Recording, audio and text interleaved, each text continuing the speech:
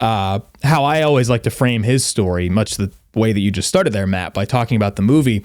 I've presented this at our symposium at Seminary Ridge and talked to a few Civil War roundtables, and I always ask a sequence of 3 questions. One is, how many of you have seen the movie Gettysburg, which basically everybody's hand goes up, of course. How many of you would say you're somewhat familiar with the historical story of John Buford and John Reynolds meeting at the seminary? And most hands go up. And then I say, how many of you before I'm speaking today have ever heard the name Aaron Jerome? And very few people's hands go up, with the exception if they've read a detailed story of the first day or visited Seminary Ridge Museum before. And so it's a case of this figure who we don't know much about, as we'll see, but whose words, writings, works have had a substantial impact upon this story that we collectively know, or at least think we know. The Gettysburg Museum of History, located right here in the center of Gettysburg, PA. Owner and curator Eric Dorr grew up here and has spent his life collecting and preserving history through artifacts ranging from the Civil War, the Battle of Gettysburg, World War II, presidential items, pop culture, and more. His museum is free and open to visitors Wednesday through Sunday, 11 to 5 p.m., where you can stop by and immerse yourself in some of the most amazing artifacts that you would never believe exist in the middle of Gettysburg. If you're a fan of Band of Brothers and Everything Easy Company, you'll love his exhibit featuring the Dick Winters collection and artifacts from D-Day. You can even own your own piece of history by buying one of the many relics they have for sale in the museum and on the website GettysburgMuseumofHistory.com. The Gettysburg Museum of History is a non-profit 501c3 organization with a foundation that allows all purchases and donations to keep the museum operating and open free of charge. They have been featured on the History Channel, the Travel Channel, the Smithsonian Channel, and the Science Channel. Now you can check them out on American Artifact, the series on the YouTube channel, The History Underground. So that's the Gettysburg Museum of History at 219 Baltimore Street or the GettysburgMuseumofHistory.com.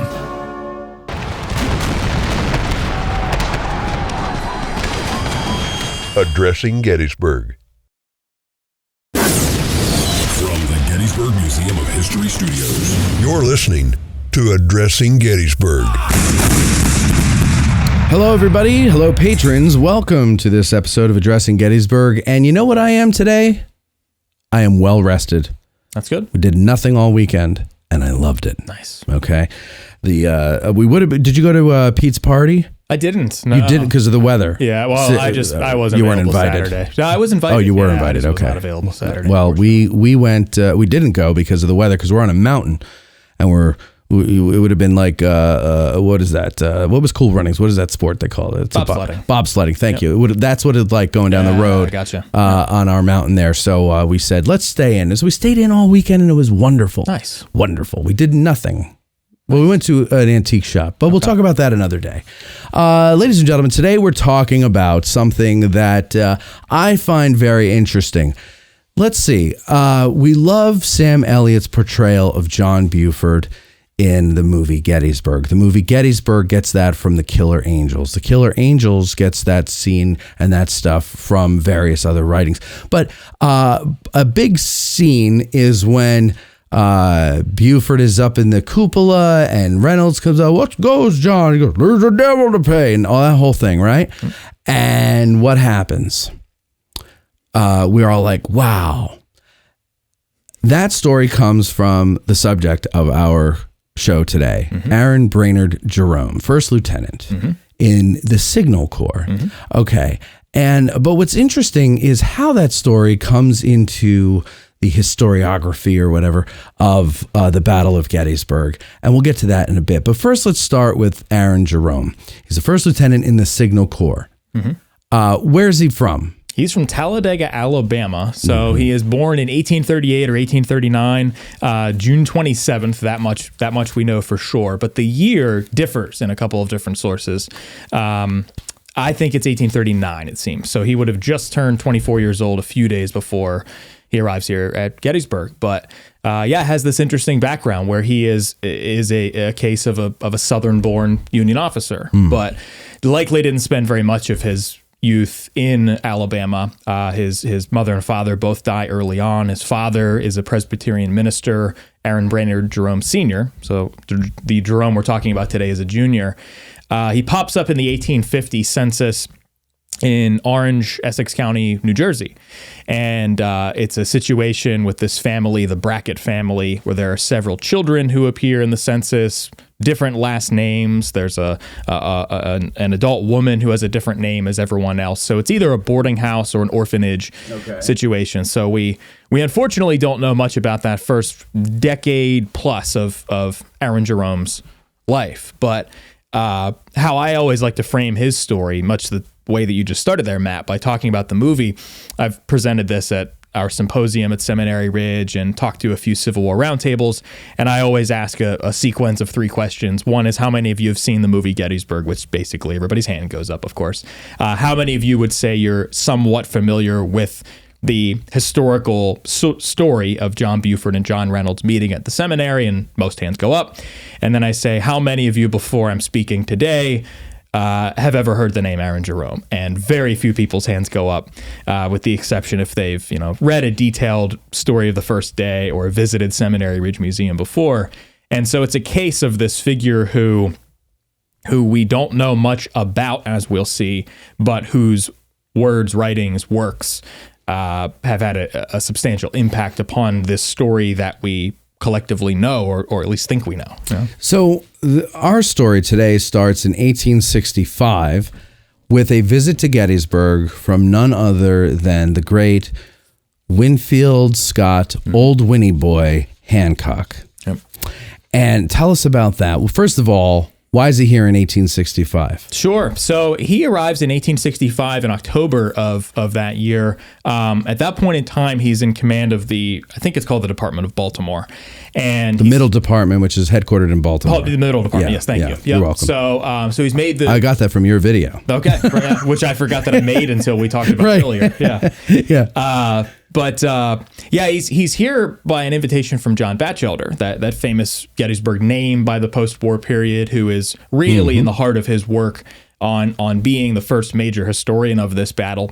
And he has invited a series of veterans, especially officers, back to Gettysburg. And on this occasion, it'll be Hancock, who is going to visit the field for a couple of days with Batchelder. They have a small press pool in tow, and they're going to essentially walk the field with Hancock, getting a sense of what he remembered from now 2+ years later, after the events of 1863. And he has not been back to Gettysburg by this point in time.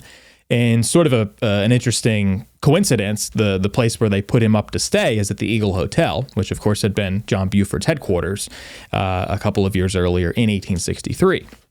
And Hancock, as he is at the Eagle Hotel, he speaks from a balcony. He gives this brief public address in which he says many of the things that veterans would when they returned, which is, especially in that immediate post-war period, we can still see signs of battle, but it's a much more beautiful place than it was the last time that I was here. It's wonderful that we're able to preserve this place, that we're able to restore this place, that we're seeing people interested in this place. But I don't have much to say to you. Let the land speak for itself. Let the soldiers who fell here, let their stories speak for themselves. Sorry. I muted myself there. And not only does he say that, but doesn't he also say basically to the visitors, shut up? Yeah, right? He says silence is, I forget the exact line, but he says something about, silence is the key here, that, that in essence, let the place speak for itself. Don't let speech makers, take the story and run with it. And here we are. Exactly. Yeah. And the irony there, of course, is that we don't know anything if it's not for people speaking and writing about these events. So he says essentially that has its place, but he hopes that the place will speak for itself. And then the next day he travels around the battlefield. And as I mentioned, there's this press pool. There's a New York reporter. Gettysburg has a local reporter with him from the Adams Sentinel. And he's sort of giving these off-the-cuff remarks when he visits these sites that were important to his service at Gettysburg. But he also visits portions of the field where he did not serve, so a good chunk of the first day's field on the western side of town. Of course, Hancock on July 1st, 1863, he doesn't get any further north than Cemetery Hill. And so there's this theme that sort of develops where he's taking more time to speak at sites where officers served who died either at Gettysburg or later in the war, who Hancock knew personally. So he goes to the site where Reynolds was killed. But he also goes to the site along McPherson Ridge where James Wadsworth served. And Wadsworth dies at the Battle of the Wilderness in May 1864. Likewise, on Cemetery Ridge, Hancock pays homage to Alexander Hayes, another fatality of the Wilderness. He goes to the spot where Lewis Armistead is mortally wounded. And there's this theme that sort of develops. And that's pretty much the entirety of his visit. But when this is reported, we're going to see that this now recently no longer part of the military, temporarily at least, figure in Aaron Jerome picks up a newspaper in New York City. And he reads this story about Hancock making his triumphant return to Gettysburg. And what Jerome realizes is that there is one major figure who was central to the first day's battle, especially, and who fell as a casualty of this war, not on a battlefield, but as a result of disease, who did not get any mention by Hancock. And that, of course, is John Buford. And so Jerome sort of re-enters the historical record to try to correct that by writing Hancock. So he writes to Hancock. What does he say? So I think the important thing to consider, in addition to that, which I'll quote from him directly here in just a minute. Let me ask you a question real quick, though. Yeah. Are your headphones loud enough? Yes. Okay. Yep. Then pull the mic a little bit away from you because you're louder than most people. Gotcha. Most people are like really quiet. Projecting. Yeah. Go ahead. So Jerome is a figure who, despite us not knowing a ton about him, would have been well known to officers of the period who had dealings with the Signal Corps. Okay. So Jerome's military service, I'll just go through it briefly here to give us some sense of why he felt maybe he had the ability to write to a figure like Hancock. Jerome had enlisted at the very beginning of the war in the 1st New Jersey Volunteers. So he's one of the first 1,000 infantrymen from New Jersey to enlist to fight for the Union. And he develops a keen eye on the battlefield right away. It's on the outskirts of Williamsburg, especially in 1862 during the Peninsula Campaign, when he'll start garnering attention because he's reporting back, as an infantryman, he's reporting back to officers with accurate information they come to find about the whereabouts of Confederate forces. As George McClellan, in command of the Army of the Potomac, is saying, he's escalating these numbers of rebel forces in their front, it's people like Jerome at the ground level who is reporting back and saying, no, these works in front of us, they appear to be empty. And Albert Meyer, who had been the de facto creator of the Signal Corps and is the chief signal officer of the United States, it catches his attention and others between he and Jerome. And they realize that this guy is right in a lot of his assessments on the battlefield. He's credited a year before Gettysburg in July 1862 at Malvern Hill. He's aboard a ship in the James River. And ultimately, he's transferred because of these observations over to the Signal Corps and performs extraordinarily well throughout the Maryland campaign. He's photographed twice at the Elk Mountain Signal Station right after the Battle of Antietam. He's heavily involved near Burnside's headquarters at the Battle of Fredericksburg in December 1862. And then his real big claim to fame before he moves to John Buford's staff is at Chancellorsville in 1863. So 2 months before Gettysburg, there's this story that several signal officers write about during as well as after the war.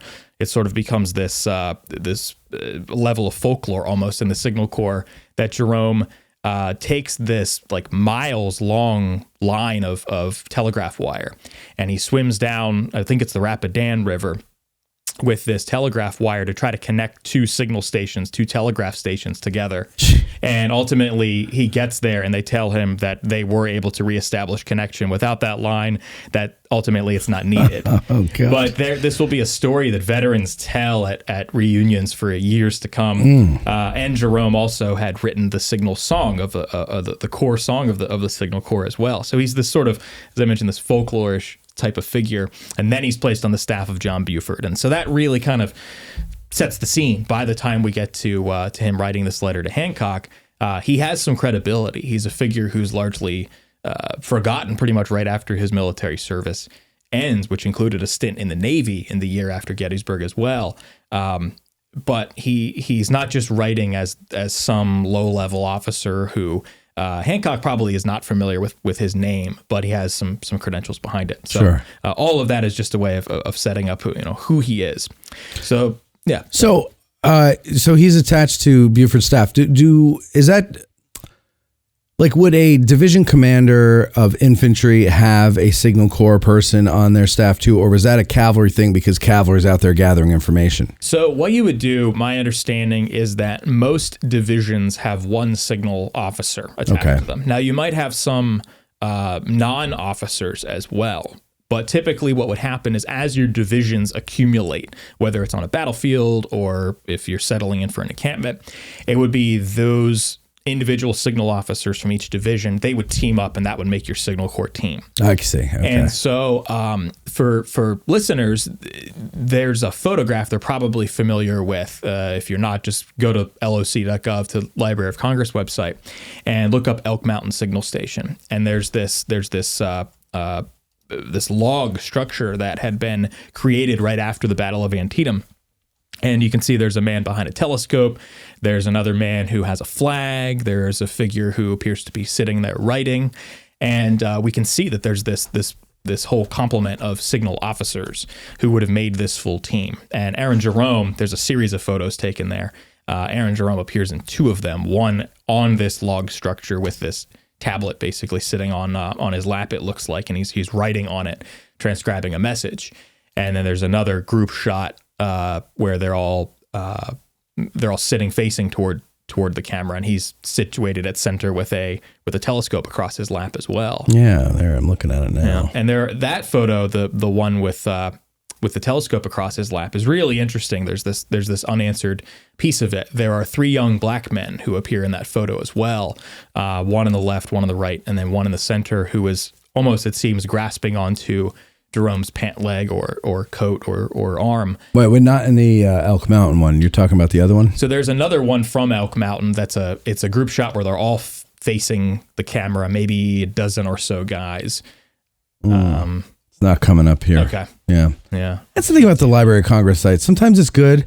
Sometimes there's a picture is there because you've seen it before, and then you go to search for it and you can't find it. Yep. And then you do find it, and you're like, wait, why did none of the terms that I typed in? And they're all there. Yeah, they're all there. Yeah, exactly.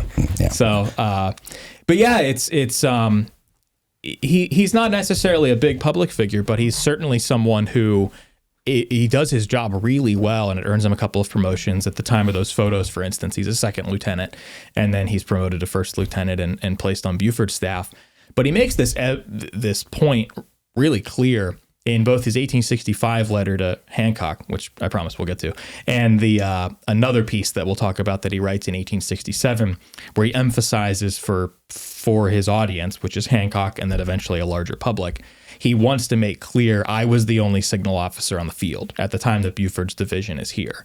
And I think he's telling us that, A, as a means of showing us what is the practical operation of a signal officer, but then also to tell us that he's not doing all of those functions. He doesn't have a flag with him, it doesn't seem. He does have a telescope. He has a spyglass. He's transcribing messages that are coming in. He's making observations and sending them out either by verbal message or he's writing them down.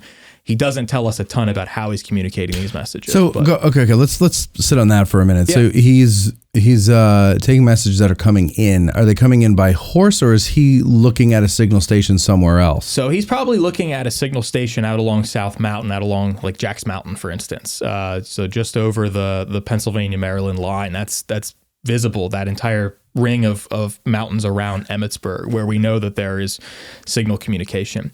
He's unfortunately mum on specifically what messages he's receiving. Okay. What he does tell us, and I'll quote from him here, he tells us that he is especially looking to the west for campfires and dust around Cashtown, and that he's looking to the south on the morning of July 1st he's looking to the south for reinforcements.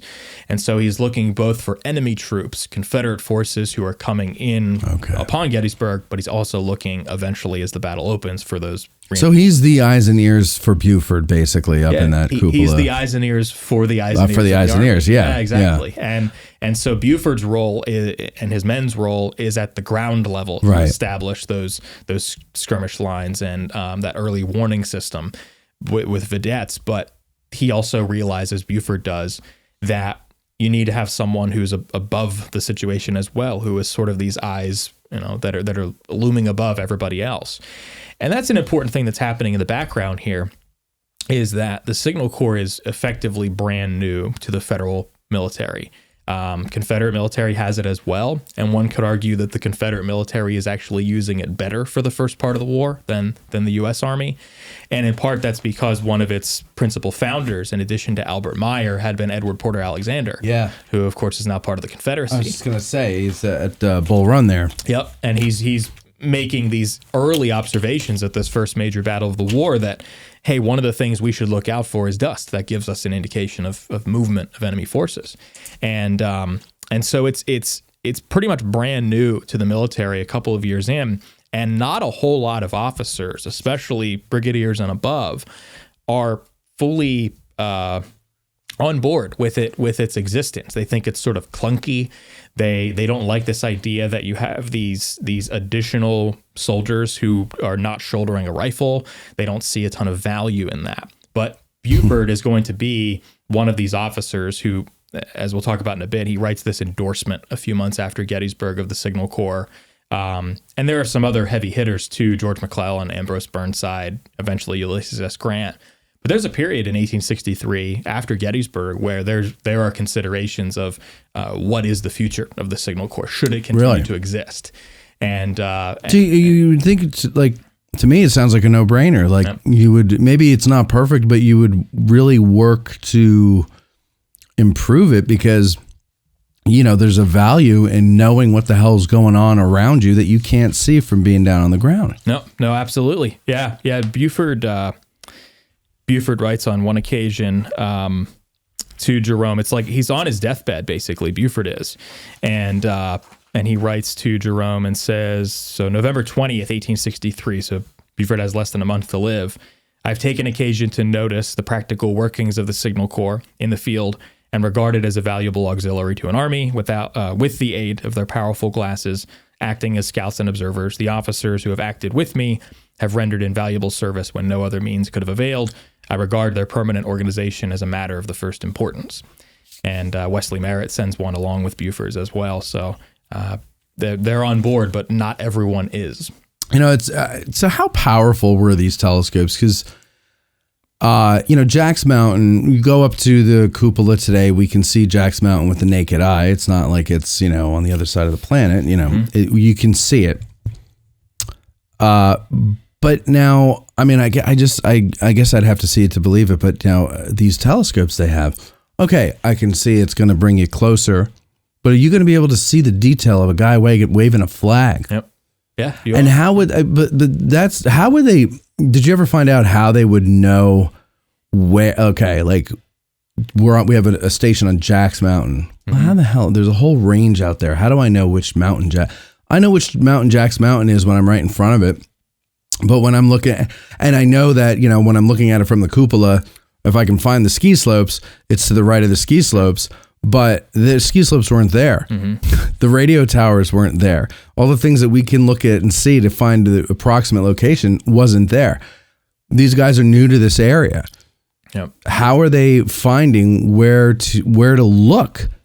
Yep. For these other stations? So typically you would have had an officer who is riding to the position where your troops are starting to gather, and they'll take a message. Sometimes it's encoded. They had a cipher that they would utilize in the Signal Corps. A lot of these are secret messages, and that would become part of the part of it was as they start communicating by signal flag, is the other side is going to start to try to interpret what the other side's saying, try to break the code. But you would have had an officer who rode ahead and would say, the position to which you are, with which you are communicating. So even more astounding than Gettysburg to Jack's Mountain to me, I think, is that there are signal communications right before the battle as well, going from Emmitsburg to Taneytown, which I don't know the exact distance of that offhand, but there's a church steeple in Taneytown near Meade's headquarters before he starts making his way into Pennsylvania that is communicating with it's either Mount St. Mary's or St. Joseph's College, that there's a signal station right above it. So it's over these incredible distances that they are able to figure out these messages. And these are short messages. They're brief. They're, for those who might be unfamiliar, it's sort of a visual version of dots and dashes of the telegraph system, except this is called the wigwag system. It's numbered, so you have 5 default positions that you would have waved your flag, and then it's a series of numbers that, when put together, would translate into letters or short messages. And it's highly sophisticated. It's quite scientific. And the distances are just absolutely. It's hard to imagine. Do we know the focal length of the telescopes, or the magnification, whatever the word is? I should, but offhand I don't. Who do we know in our little world who is become or is an expert on such things? Optics of the Civil War, field glasses, telescopes. Do we know anybody off the top of our head that we could think of? Because I'm getting an idea for a video. Okay. And we're going to put this to the test. We're going to find a way to go to somewhere like that church steeple, if we can get permission to get up there with cameras. But I also want to get up there with an actual Civil War telescope. Yeah. And then I need to find out what the camera lens focal length equivalent is, so that we can get that lens and see if we can find Mount St. Mary's. Yeah, and it doesn't have to be so, just to see if we can find it. Sure.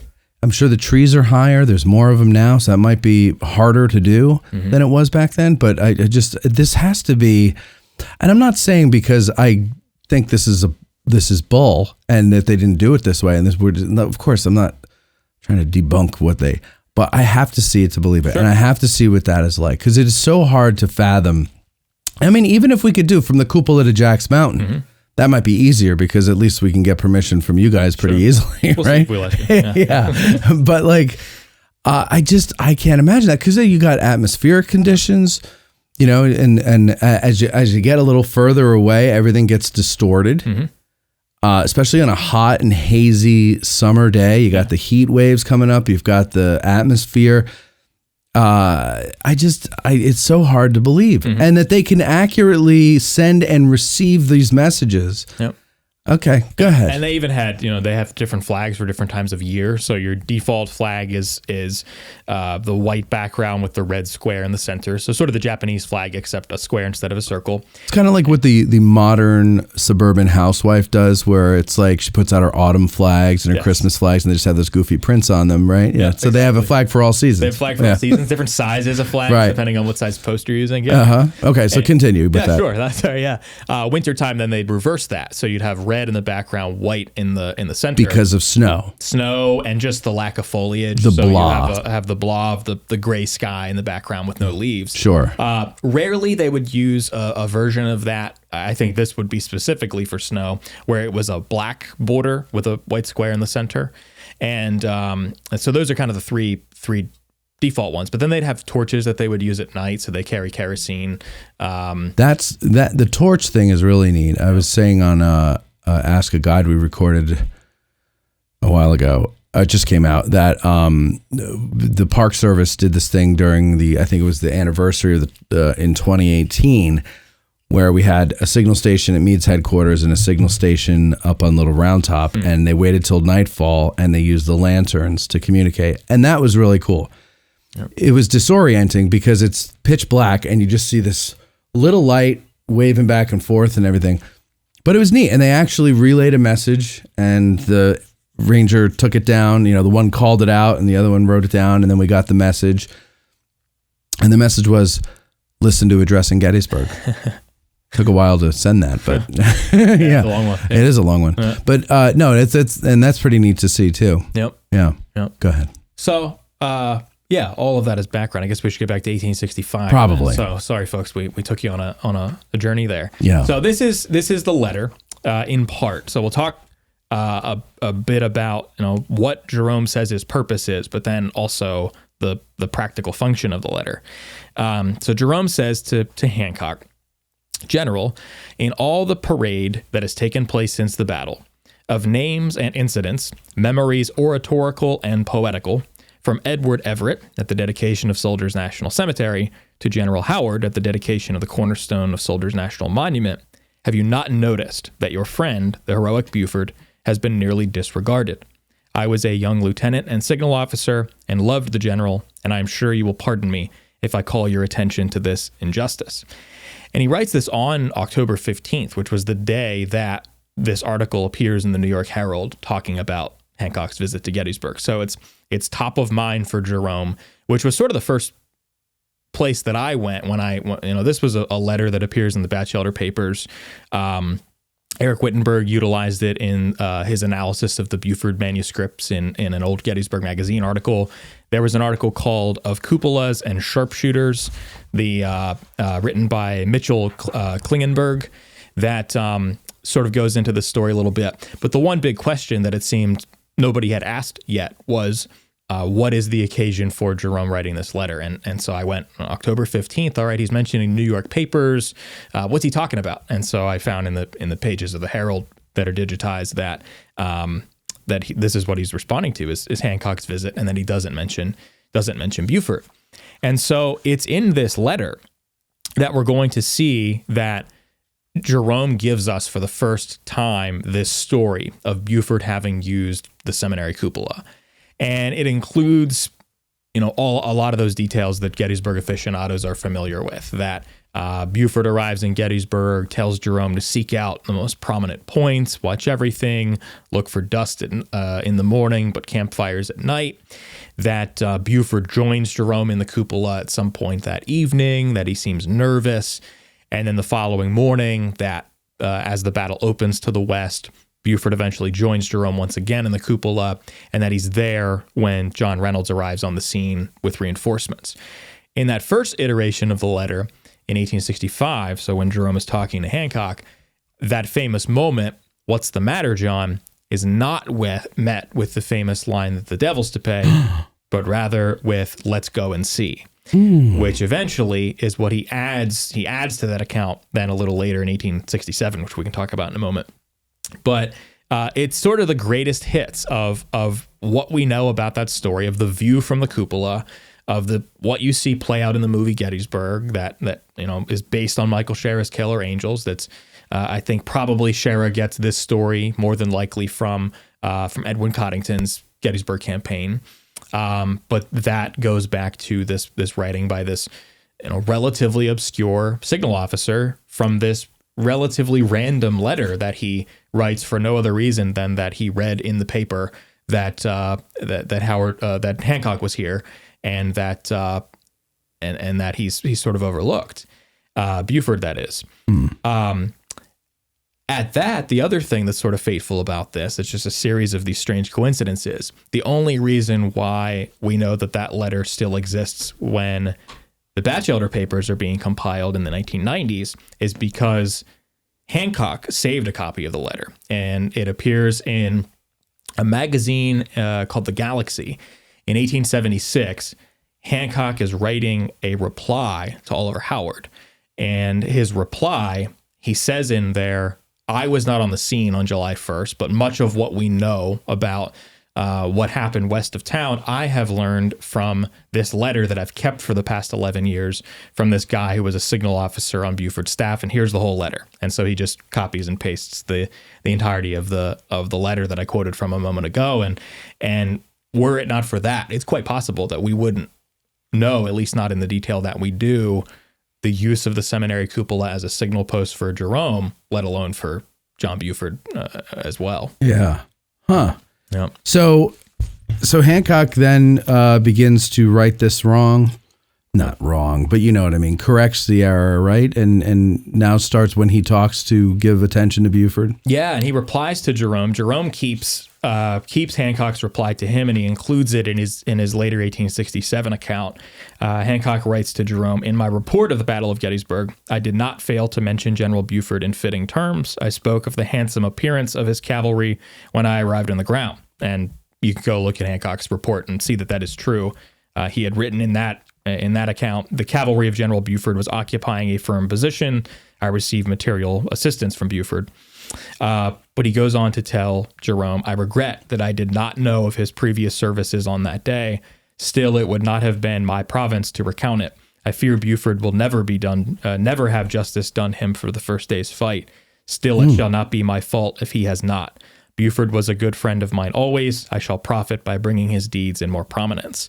And essentially, he's saying, "I'm sorry that I didn't include this story of your beloved officer, but I will now, and I've done what I can in the past, but also it hasn't been my role to write this story. That's going to be for people like you.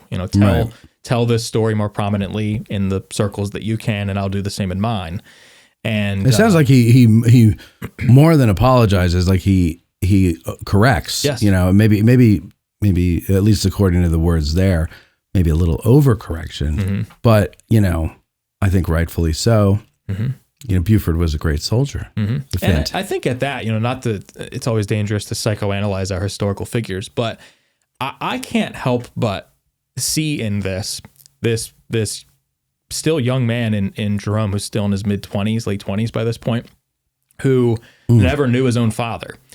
And he has this figure in Buford who he serves with for a really brief time, but who, of course, he dies due to typhoid fever just 5.5 months after Gettysburg. That death sort of reroutes Jerome's entire military career. He transfers out of the Army contingent of the Signal Corps to the Navy. He's at Mobile Bay, and he lets his enlistment run out before he re-enlists in the post-war Army a few years later. But this piece of his military service that he keeps with him, it seems, for at least the next several years, is John Buford. Yeah. And had a big influence on him. Huge influence, and almost father-like, I would say. Right. That's what it sounds like. And the other piece of this is that Jerome very easily could have said, well, the two main principles of this story didn't survive 1863. One died that day in Reynolds. Buford dies 5.5 months later. He could very easily say, "General Hancock, you didn't mention me. You didn't, how could you not go to the seminary and realize that it was I who chose this side to fight?" Right. I think it's telling, and there's a little bit of hero worship there, I think. Sure. But also there's a certain selflessness to it, that he doesn't make himself the center of attention. He provides his credentials, certainly, and says, "I was with General Buford, and he thought highly of me, and I of him. And here's what I witnessed." And I think that's an interesting tactic that he takes. And it's also interesting that, by and large, we don't know Jerome's name coming out of this story. We know what he wrote. We know that he places Buford in this very famous building of the Battle of Gettysburg, but we don't often think about the man who wrote that series of events. So going off the movie, we've got the Buford scenes there, and he has some pretty great lines, actually, when he's talking to Devon and Gamble, and he's talking about what will happen. There's that, I think it's Devon who says we could hold them all the live long day or something like that. And he says, "No, you won't. They'll come crashing down in the morning," whatever he says. So if I'm not mistaking this whole thing, that's taking place around a campfire in real life, right? And do we get that story from Jerome too? So a little bit of both. So, okay. and most of it comes, so the 1865 letter is rather brief. It's just a few paragraphs, basically. In 1867, then, is where we get most of those accounts. Jerome writes those based on an invitation from a military historian named James Watts de Peyster, based in New York. And he is writing as part of this series of books on Civil War battles and campaigns that are called Decisive Conflicts of the Late Slaveholders' Rebellion, which gives you a sense of... Ooh, I like that. Yeah, it's a good title. Gives you a sense of where he's coming from in the Say it for what it is. And Jerome is writing a few things on this occasion. He had written for the magazine of of the United States Army and Navy. I forget its formal title, but he's writing under a pseudonym, Anchor, which is interesting. And I'll credit Pete Mealy with pointing this out to me a couple of years ago. That's what my girlfriend calls me. Calls you Anchor? Yeah, so that weigh her down. Yeah. But Pete brought up a great question, which I had never considered, and I bet he's onto something. He said, do you think that Jerome chooses Anchor because he had ended his Civil War service with the Navy? Navy, yeah. That's makes an sense. interesting point. So probably. But he doesn't write under his name for whatever reason. I think it goes back to he doesn't seem to want credit for these things.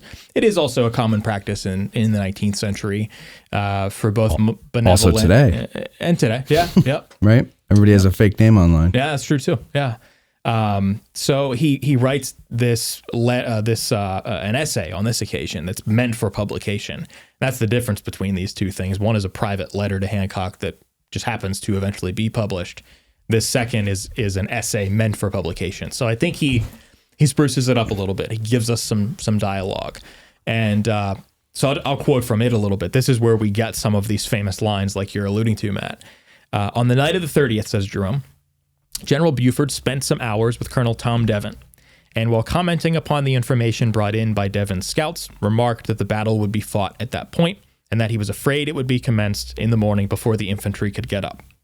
Devon did not believe in so early in advance of the enemy, and remarked that he would take care of all that would attack his front during the ensuing 24 hours. Buford answered, "No, you won't. They will attack you in the morning, and they will come booming, skirmishers 3 deep. You will have to fight like the devil to hold your own until supports arrive. The enemy must know the importance of this position and will strain every nerve to secure it, and if we are able to hold it, we will do well." So Jerome tells this story not with giving us any sense of a specific place, but we're led to believe because he sort of has these two settings in this essay.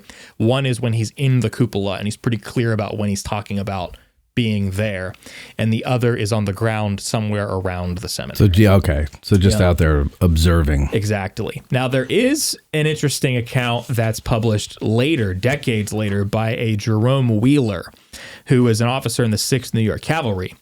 And he would lead us to believe that he is also an eyewitness to this conversation, and he tells it a little differently. He says that Buford and General Devon were reconnoitering the country from a belfry in Gettysburg. I would be led to believe it's probably the seminary. It could be the college because of where Devon's troops are posted north of town. But the fact that Aaron Jerome also witnesses this and is only at the seminary cupola, he doesn't go to the college as far as I know. Okay. I'm bound to believe that according to Wheeler's version of events, this was at the seminary belfry, as he calls the cupola. In his account, he says, General Devon said, "I will hold back all the enemy that confronts me tomorrow." And General Buford replied, "No, Devon, for they will come a whooping and a booming." And that was just what occurred. So it's possible that Jerome Wheeler is basing this off of having already read Aaron Jerome's account, but this is also a unit that is there and that is serving in Devon's brigade. And so it's also possible that Jerome Wheeler might have been an eyewitness and that he remembered this meeting happening not on the ground, but rather in a belfry. Yeah. He says. And the language is similar, so it could be that, a lot of us use the same phraseology for certain things, and we're not going to change it just because we're talking to a different person, especially if it's on the heels of, or within the same amount of time as another conversation. And but also, yeah, like you say, it could be that he just read Aaron's thing. Yeah, it's interesting. Okay. Yeah. All right, and then so what else you got? So this is something else Jerome writes in that 1867 account. He's talking about his personal role. And he says that Buford ordered me, so this is the night of June 30th, then first lieutenant and signal officer of his division, to seek out the most prominent points and watch everything, to be careful to look out for campfires and in the morning for dust. He seemed anxious, more so than I ever saw him. I saw from the steeple the engagement was desperate, so now we're moving to the morning of July 1st. And we can corroborate Jerome's presence in the cupola as the battle opens from a seminary student named Martin Luther Culler, who talks about several students being in the tower of the building, watching the advance of the Confederates until shells from their guns aimed at a Union Army signal in the tower made it unsafe to remain longer. And his recollection is not recorded until the 1930s, much later. No reason to discount it, though. And I think it's interesting that if it is accurate that what sent the seminary students out of the cupola with shots coming in their direction, Jerome doesn't write about that, which perhaps tells us that he's just used to it. He's just used to it, part yeah. of the job. Yeah. Exactly. The famous moment regarding Buford's trips to the cupola. Jerome says this: "We held them in check fully 2 hours and were nearly overpowered when, in looking about the country, I saw the corps flag of General Reynolds." More on that wording in a moment. "I was still in the seminary steeple, but being the only signal officer with the cavalry, as we mentioned, had no one to communicate with. So I sent one of my men to Buford, who came up and, looking through my glass, confirmed my report and remarked, 'Now we can hold the place.' I am confident he intended to retire to the Cemetery Hill and endeavored to hold on longer. But seeing Reynolds coming some 1.5 miles off," so that gives us a sense of identifying Reynolds' corps flag 1.5 miles away. So he's on the north side of the Round Tops, basically. "General Reynolds and staff came up on a gallop in advance of their corps. When the following communication was made by me, 'Reynolds himself will be here in 5 minutes, his corps a mile behind.'" Now, for a long time, I had this question in my mind. This is getting way into the weeds, but I'm sure some listeners will appreciate this. That's fine. There are paintings by Dale Gallen, renowned military history artist, that depict a flag with John Reynolds, one of these paintings is just called Buford and Reynolds, takes place in front of the seminary. But there are others as well, where the flag that accompanies Reynolds is a white flag with a circle split into 3 Colors. evenly spaced sections. Yep, red, white, and blue for each of the divisions. But the Park Visitor Center has the First Corps flag on display, or it did for a while. I'm not sure if it's still out or not.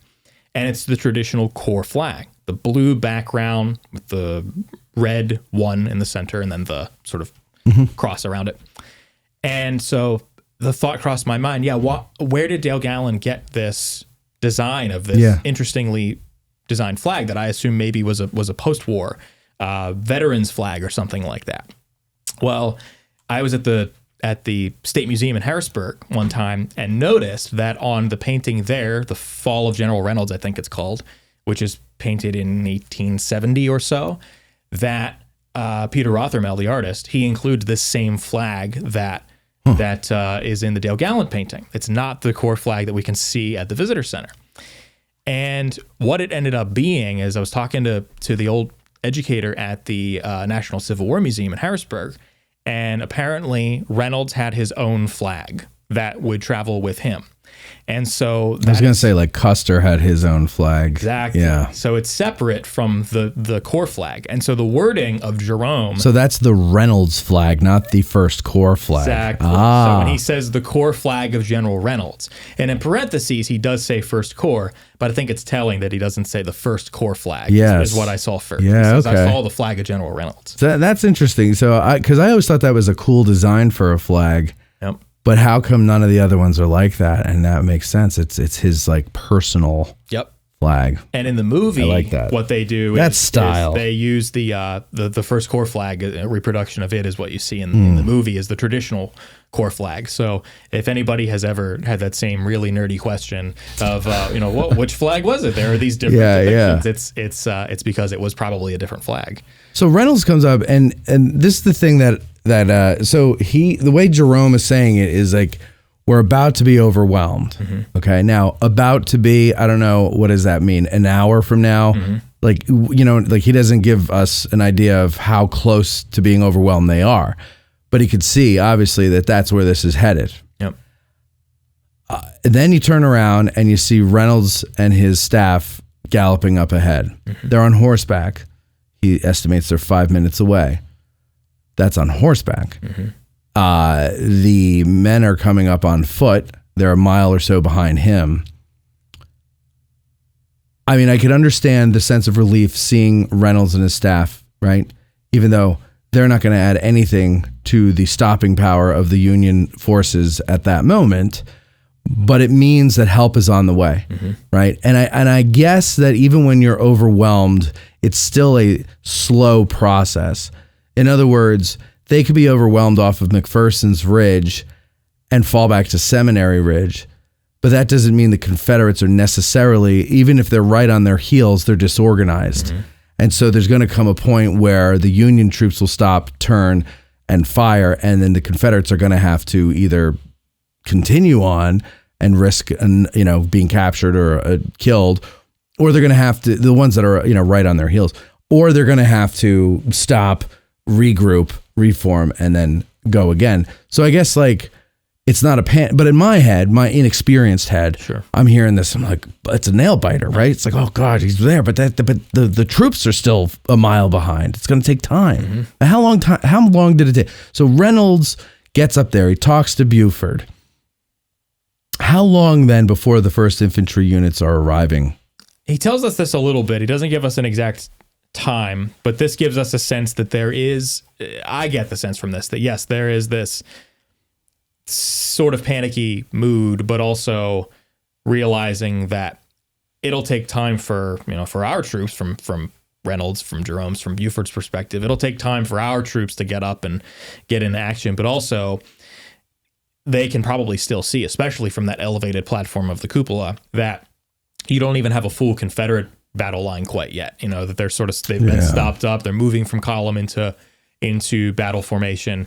And so that's where the role of a signal officer comes in as well, is not just to be the eyes and the ears, but to also give a sense of timing. And they probably have to be one of the coolest heads on the battlefield, I would think, because if you have a panicked message, which he does, as we'll talk about in a bit here, when he's relaying a message to Howard about the arrival of Confederates to the north of town, there's a different tone at this point in time when he's alerting Buford and sees the meeting between Buford and Reynolds. It's a little more subdued. It's still a panic, obviously dire situation, but it's not quite hair on fire like it will be a little while later. So this is what he says of the Buford-Reynolds meeting. Buford returned. So this is, for context, back up half a step. Jerome has just alerted Buford by sending a verbal message, it seems. He says, I sent one of my men to General Buford, probably out on McPherson Ridge at this point in time, I would presume. Buford returned, Jerome continues, and watched anxiously my observations made through my signal telescope. And it's worth noting that Buford would never write about being at the seminary. His official report doesn't include the word seminary or Seminary Ridge or Seminary Building or cupola, tower, any of that stuff. He doesn't write about that. But he thanks Jerome for the use of his signal telescope. And so this is one of the ways we can probably corroborate these stories. Reynolds came up, seeing Buford in the cupola. He cried out, "What's the matter, John?" "The devil's to pay," said Buford. And going down the ladder, General Reynolds remarked that he hoped Buford could hold out until his corps came up. So we've changed a few pieces of the story since 1865. In 65, one would be led to believe that the line was, "What's the matter, John? Let's go and see." And in that occasion, it seems as though Jerome's indicating Reynolds is on the ground. They're yelling back and forth, cupola to front yard. Now, this discussion is happening as Buford is going, quote unquote, down the ladder. So it now appears on this recollection that Reynolds is in the building, maybe even on his way up to the cupola. So he's like at the bottom of the stairs or something. Kind of thing. Yep.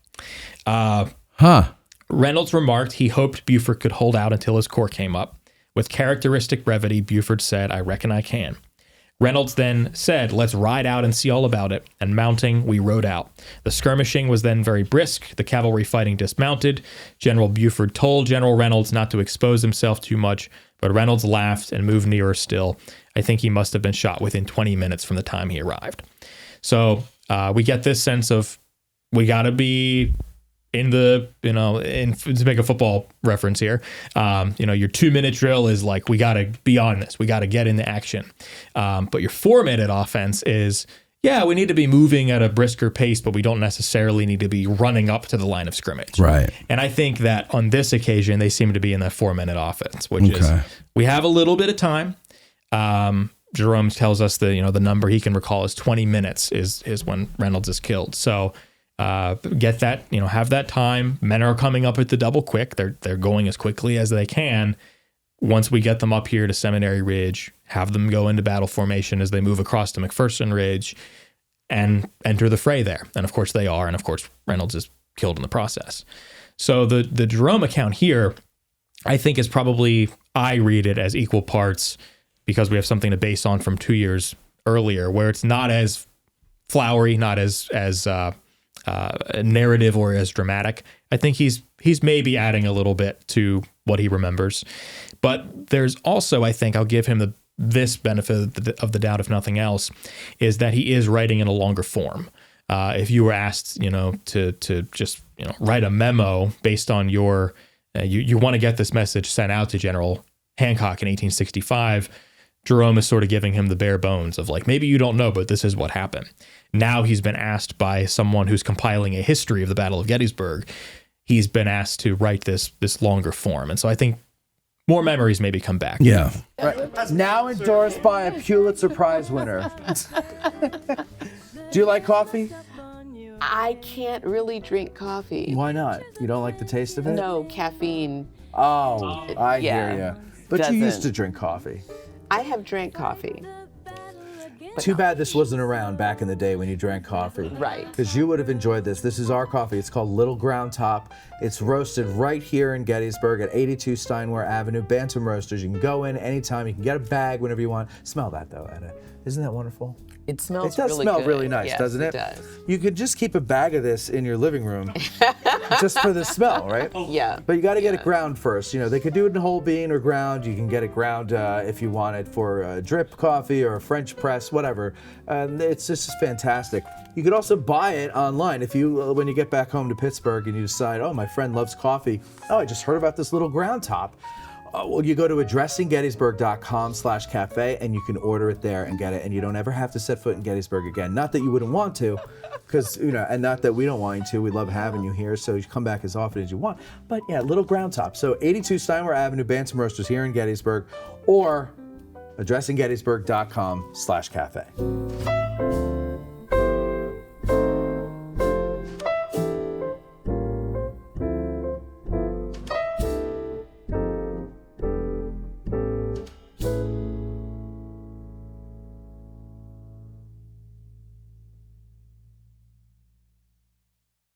At Digital History Pioneers Foundation, we are about grassroots history on digital platforms.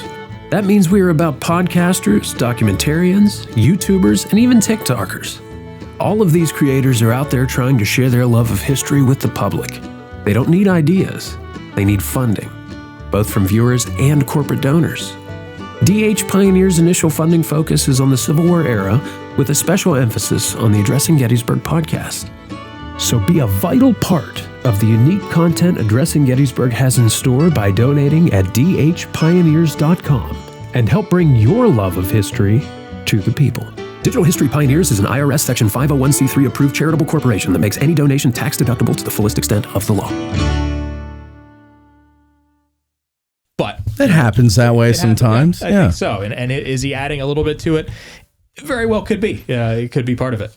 I always wonder, like when you're in a situation like that, the last thing you're thinking is, I better commit this to memory so that when somebody asks me in 20 years, 30 years, even 2 years, that I have, I have a proper scene laid out for them with a beginning, a middle, and end, a setting, and this person's on stage right. This, you know what I mean? Like it's not writing a movie, it's not writing a play, it's recounting something that happened. And even the calmest, coolest veteran is still in a heightened state of being during a battle. Yep. And that, in some ways, when we're heightened, we remember things more crisply, but we also mix things up. Mm-hmm. Time gets warped. Like all these things happen to us at that point. So to me, it's like the more I learn about this stuff, I just look at them as like good stories. Mm-hmm. And to like nitpick over, what was it? This was he up the stairs? Was he down on a horse?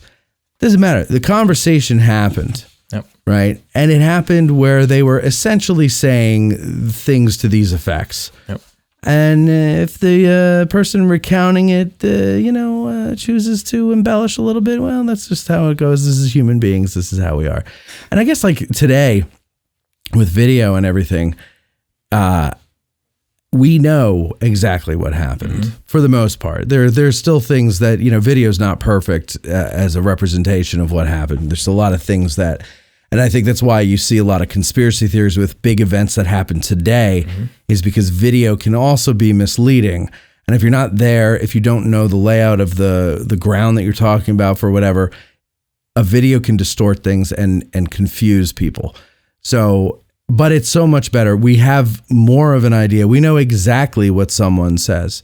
Now we get to the point where it's like, we know exactly what your words were, but then the question is, what was the intention? What did it? Well, I didn't intend it that way. It's like, well, it sounded like you intended it that, and then you argue over that stuff. Which how can you quantify intention? Nobody knows that. Yep. But I find it interesting. It's just a good story, though. And that would be much to Jerome's detriment. I think this goes to the question of why he was a forgotten figure for so long, and most circles, I would say, still is because these lions of Gettysburg historiography, the Coddingtons of the world, Stephen Sears, Harry Fons, all of those three especially, in both their narratives when talking about the first day as well as in their footnotes, pretty critical, rather harsh in some instances on Aaron Jerome.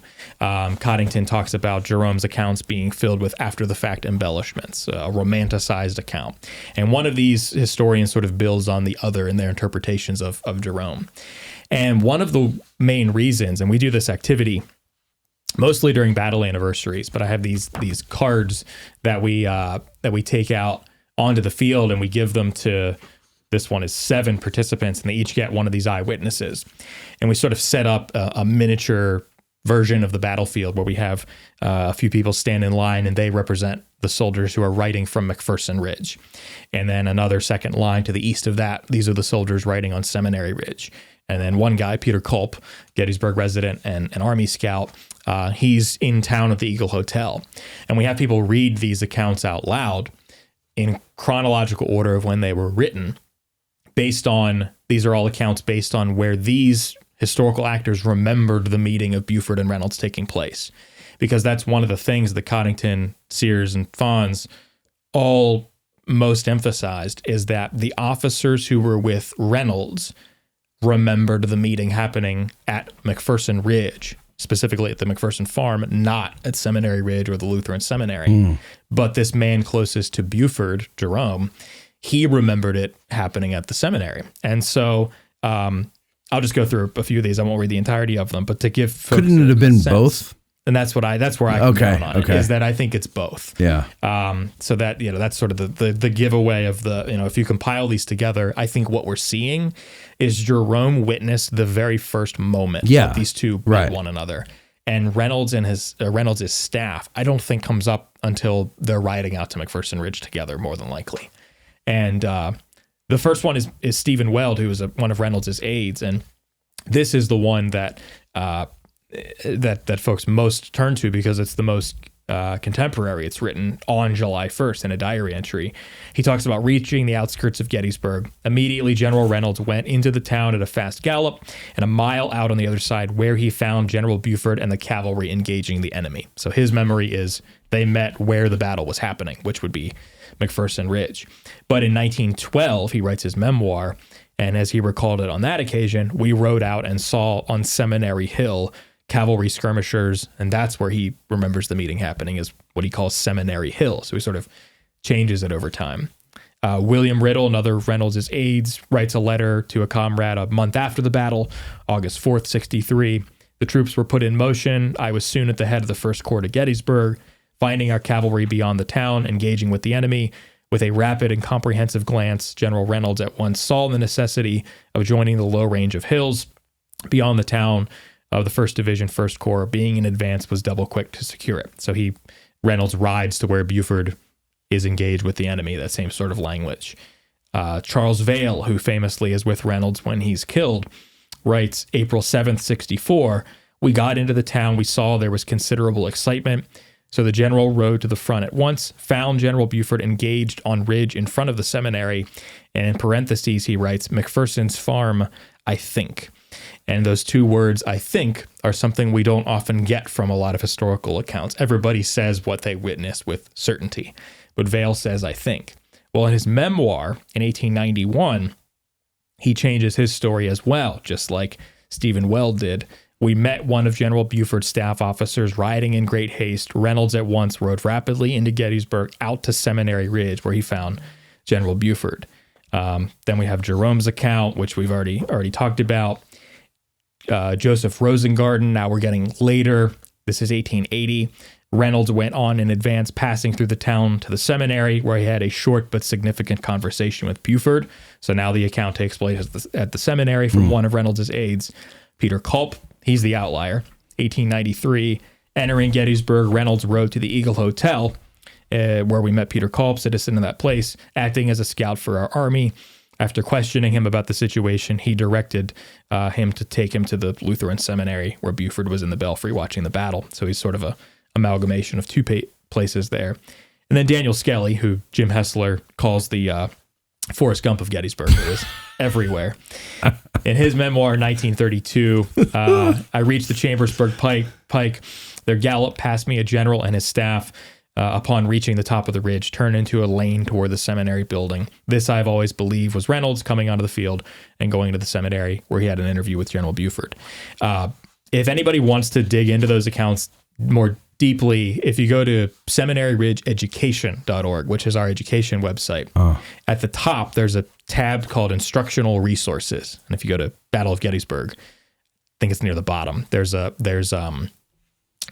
section called Corroborating Primary Sources. And we have two maps that are there. One is called Buford Meets Reynolds.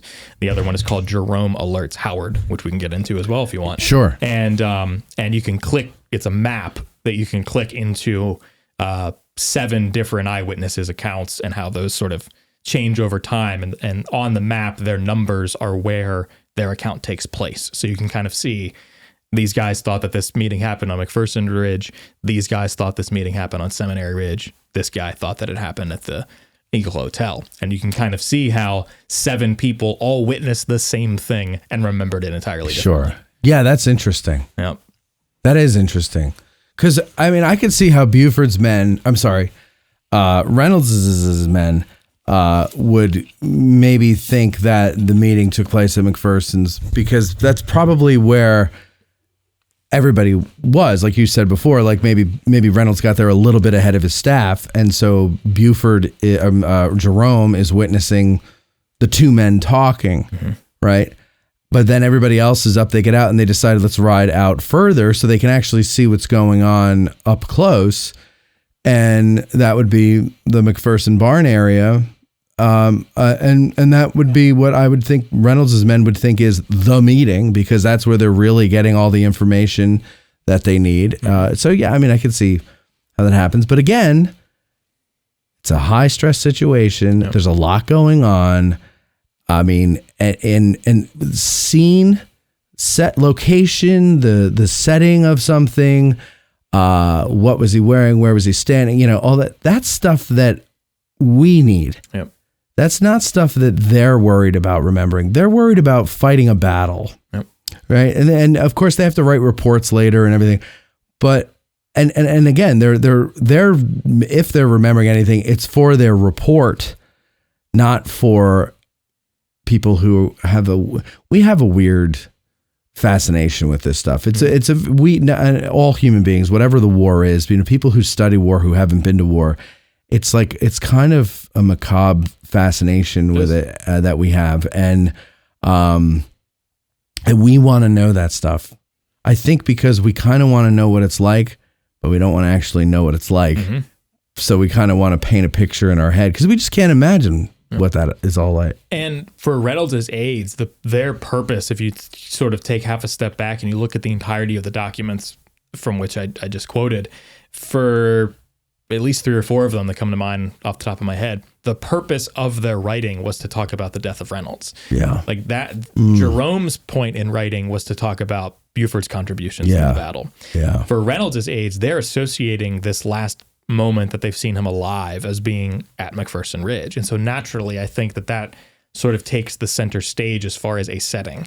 You know, Gettysburg for them, their introduction to Gettysburg was breaking from the Emmetsburg Road, and they pop out on McPherson Ridge and Reynolds is killed. Yeah. And I think that can't be overemphasized, that's what they're remembering as the place where they saw Reynolds is the last place that he's alive.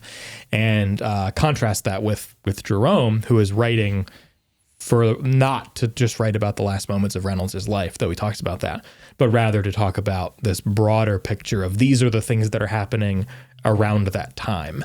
And for Reynolds' aides, they're writing about this sort of singular specific event, the death of their beloved commander. And they're not as focused, at least in those earlier accounts, they're not as focused on where Reynolds just talked to Buford.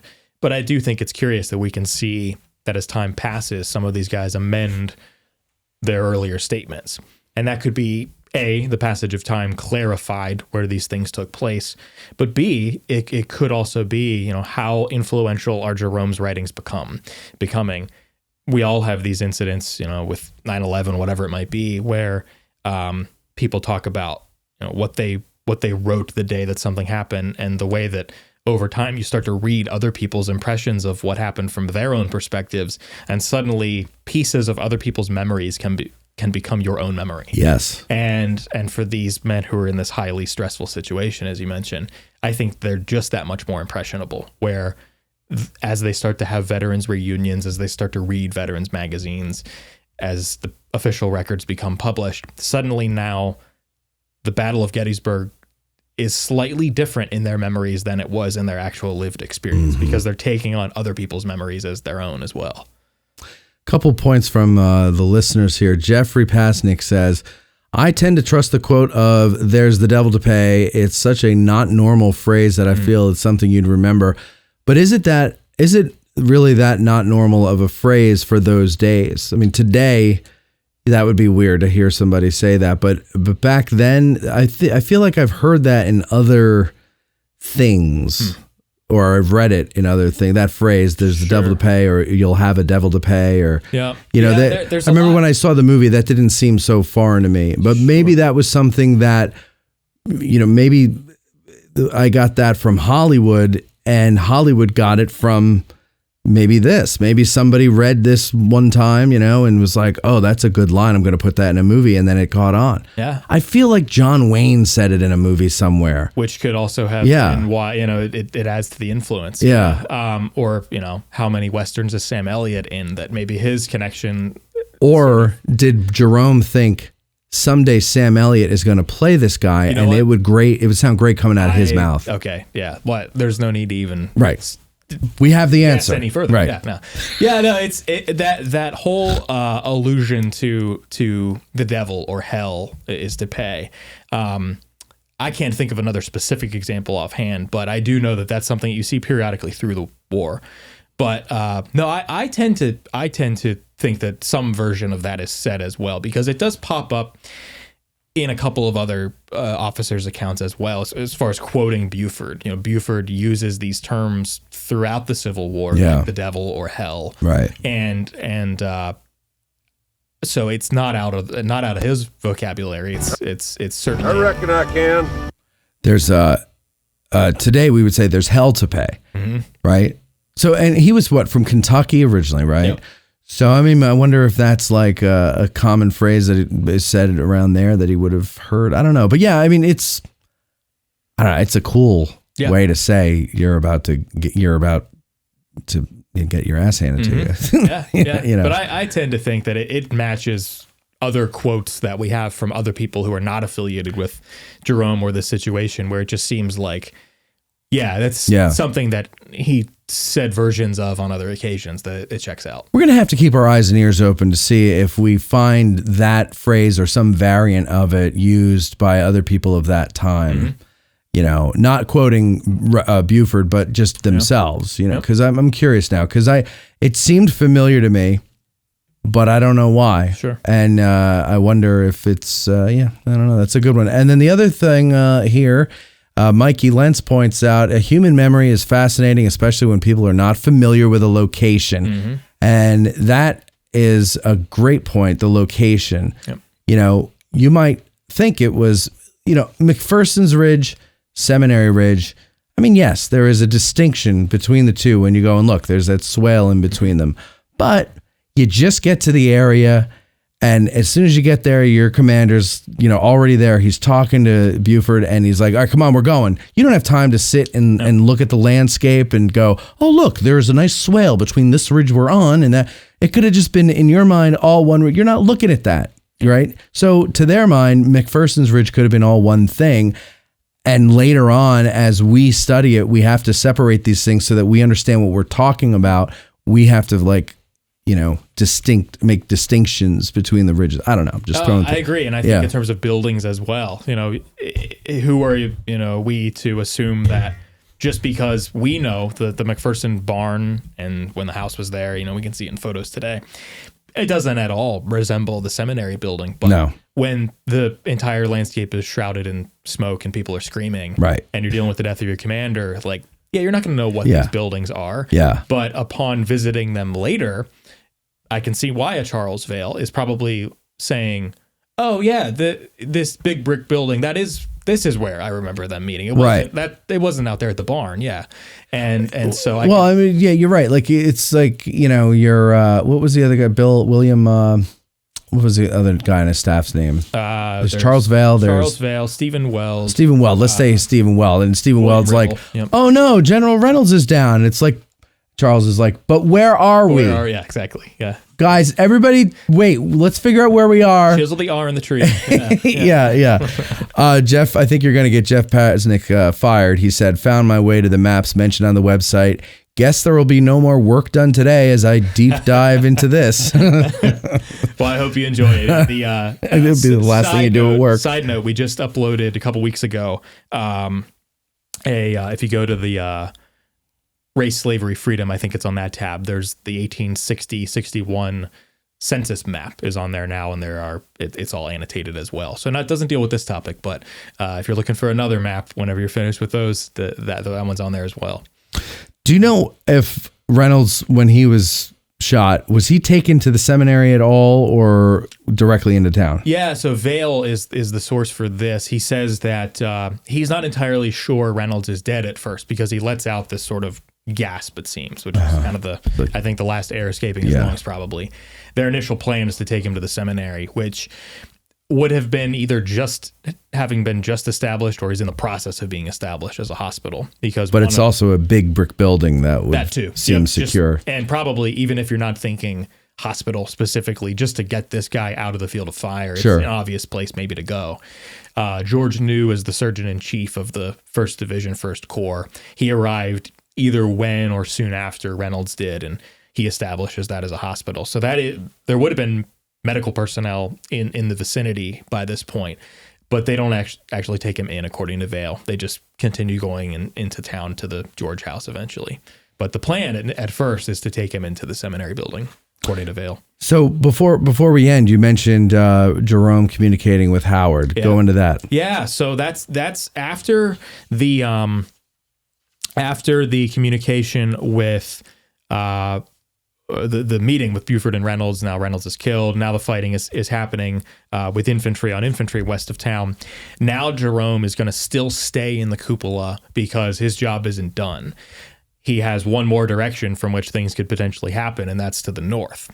And this was an interesting dynamic that going back to the evening of June 30th, in the official records. Now, unfortunately, the note that's attached to this has never been found so far as I know.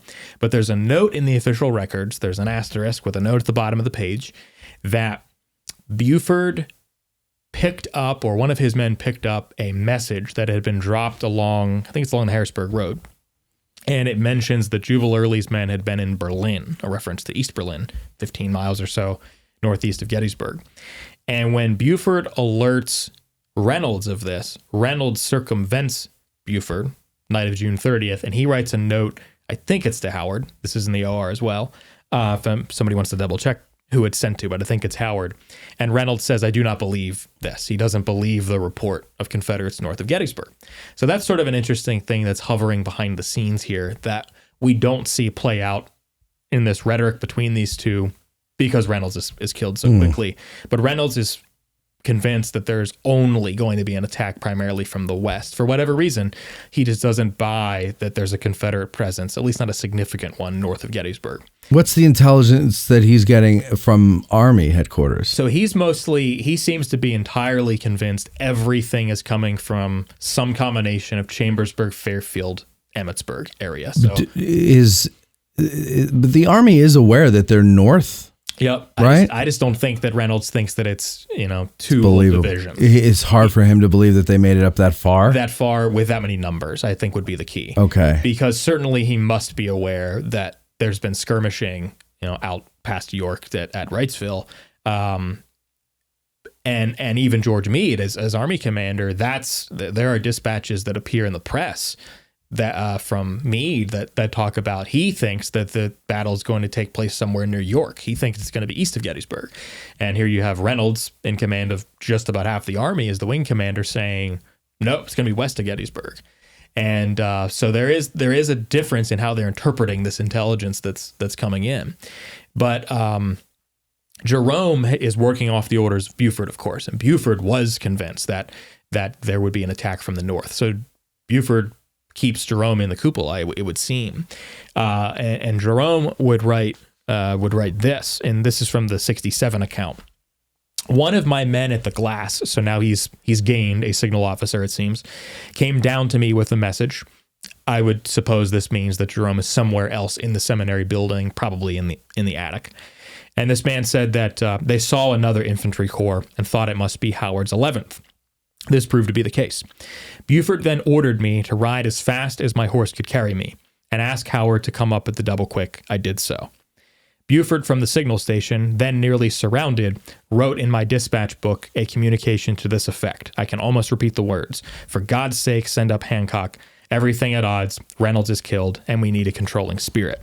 And I think what he's remembering... Never heard that.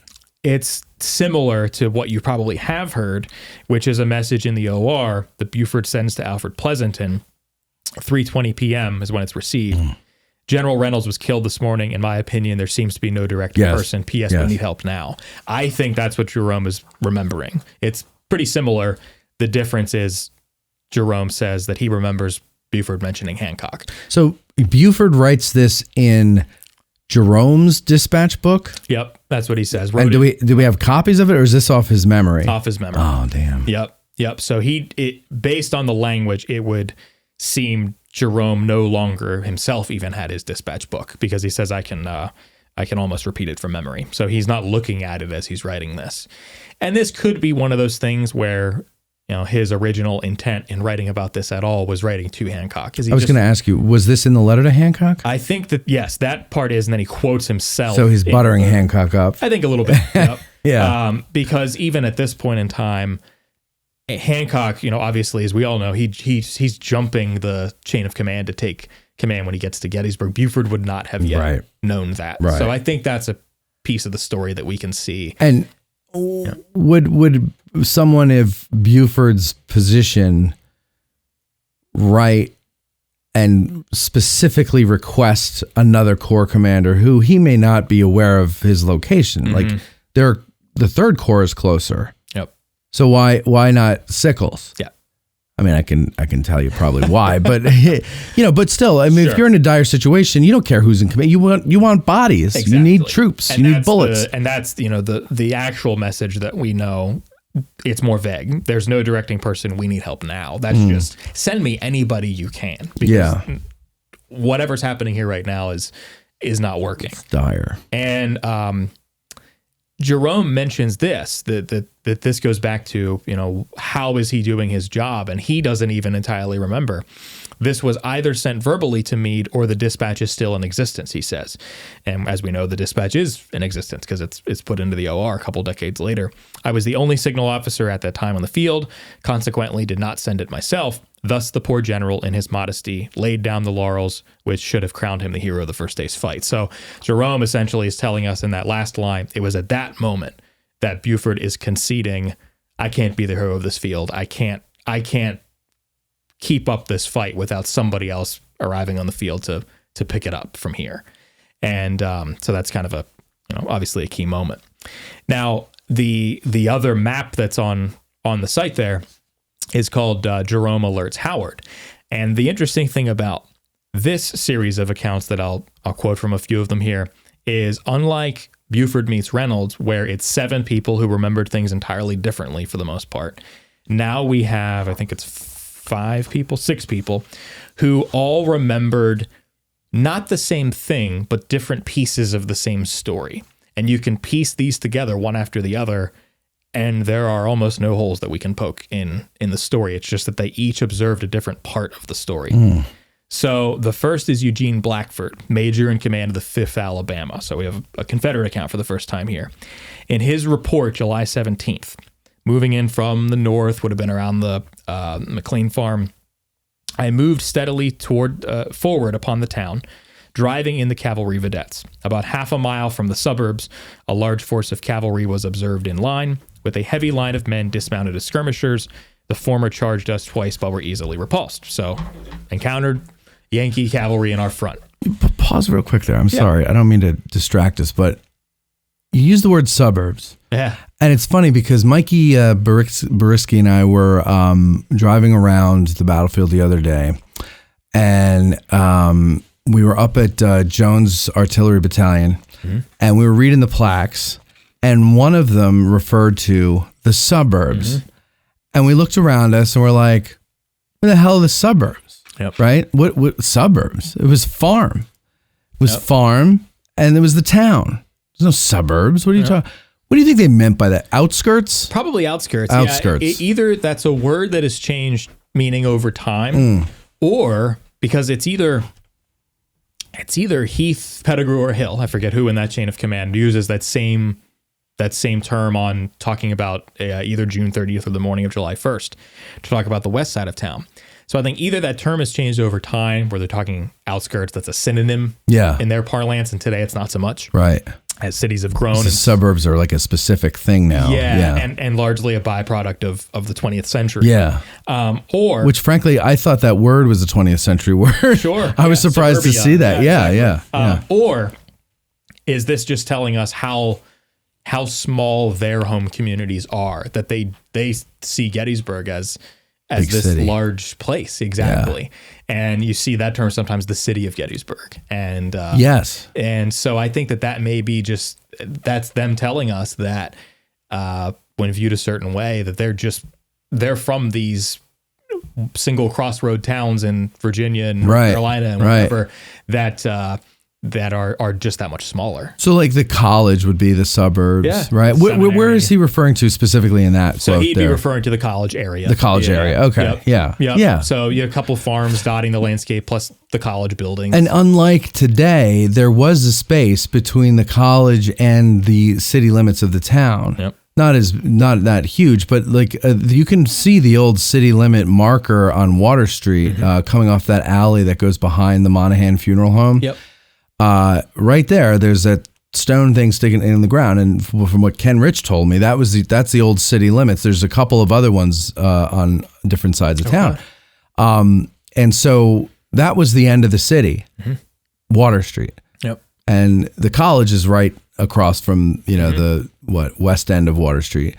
But so I mean, and it wasn't developed like it is today. It was just Water Street was just there. Yep, you could probably see the brickyard in the distance, maybe. Yeah, you could see everything. Yeah. There was only a few houses out in that area. Yep. It's not anything like it was today. The Mummasburg Road came straight in at an angle, unlike today where it comes in and then you got to go down through the college and all that. Mummasburg Street is the remnant of the old Mummasburg Road. And Mummasburg Street is weird because it's the only, I don't know if it's the only, but it's one of the few, if it's not the only, street in town that goes diagonally. Yeah. Right. Do you know where I'm talking? Yeah, I do. Yeah. And so all the other ones are laid out like a grid, except for this one, because that's the original. And if you follow the line of it, it goes into where the Carlisle building is. Yep. And that's where the original Mummasburg Road fed into town. Yep. Same with the Harrisburg Road, right? They bent that. It used to go straight in. So, that word suburb really fascinated me because it's like, okay, to me, suburb, like if they had one of those cookie cutter neighborhoods like they have out on Hearst Ridge, like now. Okay, that to me is the suburbs. Like that's what a suburb is. It's a planned, unorganic neighborhood or series of neighborhoods with strip malls. But that's the 20th century idea. Yep. Yeah, that's fascinating. Okay, Yeah, it's one of interrupted those words they had feels out of time. Yeah, it does. It's wait, when did you write this? right. 1963? It sounds like a forger who's not too good in the 20th century. Yes. Making up a quote. Exactly. Yeah. But no, it's real. Okay, so go ahead. Sorry, I didn't mean to take us off course. It's a good point. Yeah. So that's Blackford on the Confederate side. Now Devin, as brigade commander on the Union side, in his report, August 6th. About this time, my skirmishers on the right were forced back by the advance of the enemy's line of battle coming from the direction of Heidlersburg. Knowing the importance of holding that point until the infantry could arrive and be placed in position, dismounting the rest of my available force, we succeeded in holding the rebel line in check for 2 hours until relieved by the arrival of the 11th Corps. So that's both belligerents on that side of things. Confederate saying we advanced upon the end of the Union line, Union officers saying Confederates advanced upon us and we were pushed back. So both sides, two sides of the same coin, corroborate each other. Jerome, in his dispatch to Howard, which is incorrectly dated in the OR as July 2nd in brackets, Jerome does, after July 1st, goes to Little Round Top. He does send messages from there, but there are only 2 that are confirmed from Little Round Top. This one appears to be misdated. Eric Wittenberg writes about this in his work. It should say July 1st. And Jerome tells Howard, over a division of the rebels is making a flank movement on our right. The line extends over a mile and is advancing, skirmishing. There is nothing but cavalry to oppose them. So he's witnessing at a distance this fight between the 5th Alabama and elements of Devin's brigade, and he can see that the Confederate line, this would be Robert Rhodes's division, is extending, as he estimates, over a mile, and there's nothing but cavalry. So we can see those accounts from the ground level, and now someone who's watching them a mile or so away, and he realizes, oh, now maybe hair on fire situation. And then he tells Hancock in his letter, does Jerome, so this is the October 18th, 1865 letter, Howard only was in sight from my station while the enemy were advancing on the right flank in numbers as large as our whole front. I carried a verbal message to General Howard asking him to double quick for life or death. We read from a moment ago from that 1867 account where Jerome at that point said, I don't remember how I sent the message, but I somehow got a message to General Howard. It's interesting because in his 1865 account, 2 years before he says, I don't remember how it got there, he clearly says, I carried a verbal message to General Howard. And so we can see that he's misremembering things. The passage of time has warped his memory in some way. But that's how Howard, according to Jerome, is first made aware that this fight is happening north of town, not just west of town. Howard says in his report and or his memoir decades later that his initial plan is just to extend the First Corps line along Oak Ridge and up toward Oak Hill, but he's starting to be made aware from his own observations at places like the Fonstock building, but then also because of a dispatch like this from Jerome that things are developing on the north side of town as well. This one's interesting. This is Joseph Kirby, who was a telegraph operator, who not much is known about him, but in 1889, he writes a memoir called The Boy Spy. It's fully digitized online. He calls it a substantially true account, his memoir. So some things maybe we should take with a grain of salt.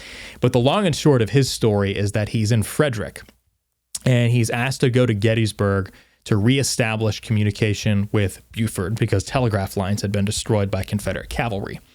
And when he gets to Gettysburg, he goes to the west side of town. He finds Buford, asks him where he should establish this military telegraph line. And Buford tells him, do it closer to town. It looks like we're going to be falling back here shortly. And he says this, once behind the big brick seminary building, I availed myself of my privilege as a signalman on the staff and climbed the stairs to the top of the building, getting out on the cupola. There were several generals up there. I think it's a loose use of the term generals. He probably just means officers. Officers, yeah. They were somewhat excited and talking together in an earnest manner about something that was going on in another part of the field. They left the cupola as if they were in a hurry. So did I, without stopping to examine the outlook very closely. There was plenty to be seen, a quite moving panorama of blue and gray.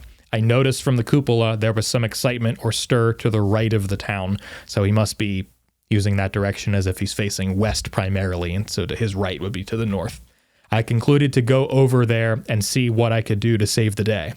I went down the stairs 3 or 4 at a jump and was on my horse before any of the generals who had preceded me. So this other figure who apparently is there briefly trying to find a place to establish a telegraph line, he's the first person whose account we have that suggests that this is sort of a chaotic situation.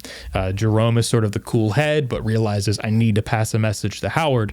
And now this other guy there, this telegraph operator, Joseph Kirby, is saying, oh, it looks bad over there. I mean, maybe I should get out of here. At the ground level, so 2 other accounts here, at the ground level, witnessing this all take place is Abner Small, a major in the 16th Maine, part of Gabriel Paul's brigade. And they're in the process of building the seminary barricade, taking down lower hanging branches, digging up stumps, taking apart fence rails. Abner Doubleday has ordered this brigade to construct a barricade as what he calls a precautionary measure. If Confederate forces break through the line at McPherson Ridge, this is their last vestige. And Small will write in his memoir, which is undated. He dies in 1910, and then it's published posthumously in 1939. So I'm not sure when he wrote this. But he says, our brigade went around to the western face of the seminary building, and there we threw up a barricade of fence rails and anything else that was handy. I recalled as I looked up at the building behind us, I saw several soldiers in the cupola taking a view. I noticed them pointing northerly. So now we have 2 soldiers talking about fighting north of town on opposite sides. Jerome in the cupola saying there's something happening to the north of town and only our cavalry is there to oppose it. I need to take a message to General Howard. This telegraph operator says that things are chaotic at the cupola, that several officers are there. This man at the ground, and Abner Small, is saying, I looked up at the cupola. That seems like a chaotic place. They're all pointing to the north at the same time.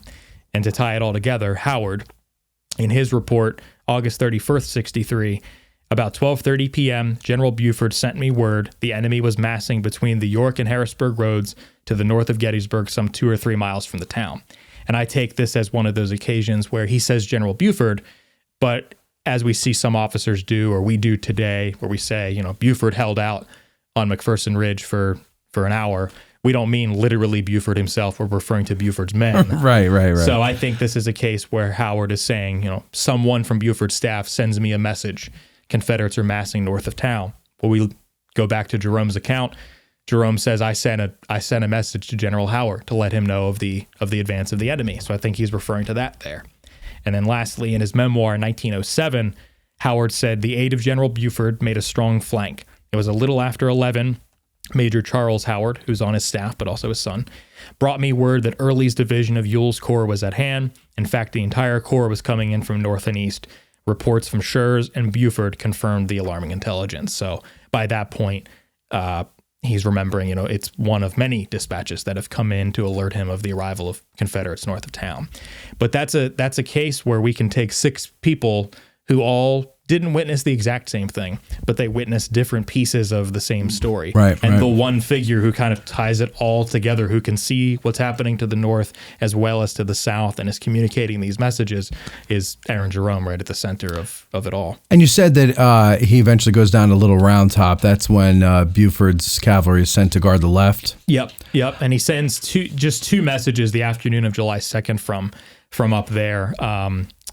Basically just talking about the movement of what he sees off to the west. I don't think I have him written down here, but he's there for a brief time, and then. But he's not part of that signal corps unit that Warren encounters, right? He probably is. Oh, he is. Okay, he's probably there. So does he? Yep. When does Buford's cavalry leave? So somewhere around 10, I want to say, is in the morning. Mid-morning. So he remains. Yep. Okay. And I think because Jerome just sort of falls off the face of the map then, and I think it's probably because he likely goes and rejoins Buford somewhere around that time, and then he's wounded during one of the engagements of the retreat. So we know that he definitely rejoined Buford's units as they're shadowing the retreat and encounter Confederate forces at places like Funkstown, Boonesboro areas. Jerome suffers a wound. He's wounded a few times through the war. One of them is just after the Battle of Gettysburg. So yeah, he's at Little Round Top for some of July 2nd, and then catches up to Buford's division I would assume somewhere around Westminster later on that day. After the war, what's the rest of his life like? Nope. So we don't know a ton about it. All right. Thank you, everybody, for watching. So he leaves, as I mentioned earlier, he leaves the Army piece of the Signal Corps after Buford's death, which brief stop there is interesting. To give us a sense of how much his fellow officers and Buford's staff thinks of him, there are 13 officers who served with Buford in Buford's division who signed what they call the Resolutions of Regret. And these are published in the Washington Evening Star, I believe it is, the day of or day after Buford's funeral at the New York Avenue Presbyterian Church. Lincoln is in attendance at Buford's funeral. And Jerome is the one who they choose to author the Resolutions of Regret. So 13 officers sign it, and he's the recorder for them. And it's highly laudatory about Buford, understandably, because Buford had just died, but it was acknowledging his merits as a gentleman, soldier, commander, and patriot. The second was sympathizing with his bereaved family. Third was that the division staff would wear a badge of mourning for 30 days in honor of Buford, and that they would send a copy of these resolutions to Buford's widow, and that the resolutions would be officially submitted to the Army for approval. But Jerome's the guy who they thought should write these, and so that gives us a sense. Why do you think that is? I think it's because probably by that point, on a day-to-day basis, he's probably the officer among them who is most directly serving alongside Buford. Where you not Miles Keogh. Maybe I really don't know. Yeah, okay. I think that there is this interesting dynamic where just a little more than 3 weeks earlier, Buford, who is probably aware he's going to die before too long, one of his messages is to Jerome, saying, "I never fully thanked you for your service." So there's a dynamic that we don't fully know the details of. So maybe your psychological analysis is right. There was sort of a father-son relationship with them. Yeah, it's possible. Right? And him writing the what is it, Resolution of Regret? Mm-hmm. Was he known was he a good writer? Yeah, I get the sense that he was known for that. We don't have a ton of his work, but in like recollections of other signal officers, they would talk about how he's this sort of creative mind. I think I mentioned earlier he writes the signal song, so it's not the official song of the Signal Corps anymore, but I think it was well into the 20th century where he writes this song that started as a poem, but then they put a tune to it. I forget what tune it is. Waving flags in the air. Yeah, and that one. It's creative as far as just this visual imagery of there's the enemy over there. And now we have the next iteration. Yeah. Right. No, but no. So he sounds to me like a pretty creative guy, and there's something about his account about Buford and Reynolds. Yeah. That is, I don't know, vivid is a good word for it, but evocative. It's maybe it's a little bit of all that, because it's enough where Shara makes a scene out of it, and then they make it in the movie, and it almost, if you read his account of it, it kind of just plays like a movie, like it plays like a written scene, a thought out and prepared scene. I'm not saying that's what he did, but a creative person can take something that happened, tell the truth about it, but tell it in a way that paints a picture in your mind. And that back then we didn't have movies, so how do you get somebody to understand what you're talking about? You have to use your words. You got to paint a picture with your words. Yep. And so, that makes sense, though, that he would have been that guy. All right, but so go ahead. So we don't know a lot about after the war. So he leaves the volunteer service in 1964, re-enlists in 1968, and he, for the most part, is in the New Mexico and Arizona territories. And then he appears in several consecutive tax records, voting records, and census records as one. He appears as a lawyer, another he appears as a clerk, another he appears as a soldier. So he is sort of jumping around careers, as a lot of 19th century figures did. A lot of 21st century. That too, yeah. But he, and then he just sort of again falls off the face of the earth, and then suddenly in 1881 there's an obituary notice in San Francisco papers that he died at the Occidental Hotel at 41 or 42 years old, April 19th, 1881. And even his death date is different. Like, he's one of those figures who you see a different birth year depending on the source. His military records say one date, the 17th, April 17th, he died. The newspaper says April 19th. He's just a classic case of a historical figure who nobody cares to remember details about. It's all over the place. Yep. Yeah. And then what does his grave say? So this is the story of the grave. He doesn't have one.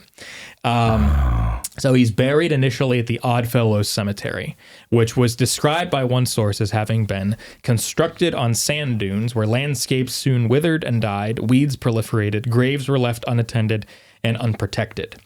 And during the San Francisco earthquake of 1906, his body was one of at least 500 that were washed away or cremated as a result of the earthquake. The San Francisco Chronicle had a story on that cemetery under the headline, "Search of Ruins Begun, Facts Will Never Be Known, Many Lie in Unnamed Graves." And so now he's just mentioned on a memorial plaque at Green Lawn Cemetery in San Mateo County, California, with 26,000 former Oddfellows Cemetery graves that were washed away by that and other 26,000? 26,000 people who, due to the consecutive earthquakes in San Francisco's history, have just been washed away. And holy crap. So he does not have a proper burial place. Nobody knows what happened to his remains.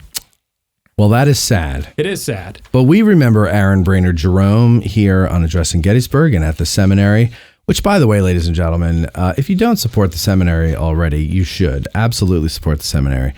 They do a lot of good work over there. They certainly appreciate your support and help, and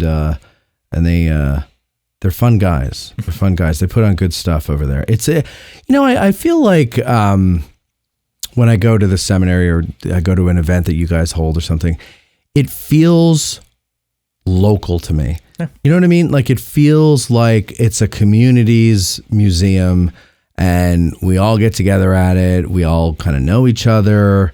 And it's fun. It's a fun time.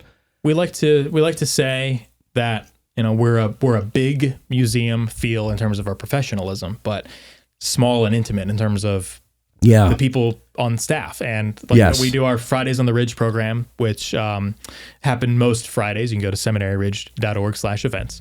And at most of those, it's the same dozen or so faces each week, plus a few others who are either just visiting for the weekend or have just stumbled upon us. But it's special to see those same faces and that community that we've been able to build. Well, and I want to thank you guys as an organization and you and Rob and Pete, who's no longer there anymore, but when he was, for really giving podcasts like me and the History Things podcast and the Civil War Breakfast Club a place to ply our craft and to sort of embrace that kind of grassroots, down home type of history exploration that we all do. That's another thing that makes it feel local, is you're shining a light and you're giving a venue to local, for lack of a better word, talent. Oh, also the Battle of Gettysburg podcast. Sorry, I didn't purposely omit them. But you're taking the local talent or the regional talent or whatever, and you're giving them a venue to kind of do our thing. And it also sheds light on your place and what you guys do. But I think that's the type of symbiotic relationship that, institutions like yours and whatever the hell you call it, like ours, should have in a place like this, because there's a great way that we can help each other out. And I appreciate it. I just want to thank you guys for that. Well, likewise, thank you. Yeah, we always like to say, we're professional and we work hard, but we play hard. And I think all of our organizations and the podcasts you just listed, I think we're all similar in that regard. We're all a little scrappy. Yes. And so there's. I like that, scrappy. There's something to that. Yeah. We are rough around the edges. Yeah. I also like that you guys, and I actually think this is through the seminary itself, but you helped broker it with the Gettysburg Film Commission and the Cinema Under the Stars. Mm-hmm. I think that is a great time. It's a lot of fun, and it definitely makes. Gettysburg is still a small town as much as it's growing. It is a small town, and it still has in many ways that small town feel if people will allow it to happen. And you're one of the few places that actually do allow that to happen. And so that's another thing. You and the seminary, thank you for that. Yeah, thank you. Okay. Jeffrey says, agreed. Fantastic place. Recent highlight to my last visit for my wife was getting a photo next to the Buford rail in the cupola. Okay, cool. There you go. Well, thank you. Yeah. What were you going to say? I was going to say, I just looked down at my notes and realized there's one more fun historical fact about Aaron Jerome that connects to another of Gettysburg's historical periods. It's known for World War history, and it is this. I think listeners will appreciate this. So follow me on this brief family tree here. Go ahead. So Jerome's father's brother, so his uncle. This is great. Yeah, yes. Was Leonard Walter Jerome. Okay. He and his wife had 4 children, one of whom was Jeanette Jerome, who during a trip to Paris in April 1874 married Lord Randolph Churchill at the British Embassy, followed 7 months later by the birth of their first son, Winston Churchill. Wow. First cousins, once removed, Aaron Jerome, Winston Churchill. Winston Churchill has a Gettysburg connection. Yep. That's pretty cool. Came here in 1932. You can find the Park Service has the travel log of Churchill's visit to Gettysburg, February 15th and 16th, 1932. But it doesn't seem to me that he was aware of this rather close family connection. Oh, really? Doesn't mention it. He writes a lot about the Civil War in the 50s and 60s, but doesn't mention it specifically. But yeah, first cousin once removed. Huh. It's pretty close connection. That's pretty cool. And pretty cool connection. I always envied Churchill's ability to smoke so many cigarettes, eat so much crappy food, drink so much booze, and have the energy to get around like he had. Yeah. God, good for him. Good for him. I mean, he was a fat pig, but still, good for him for being able to do it. Yeah. Cody, thank you very much. Thank you. I have one final question for you. Sure. That is, how is it just because of your age, or do you do something to get your hair and your beard to perfectly match in color? There's no variation in color. You're too young for grays, but I mean, and that hair.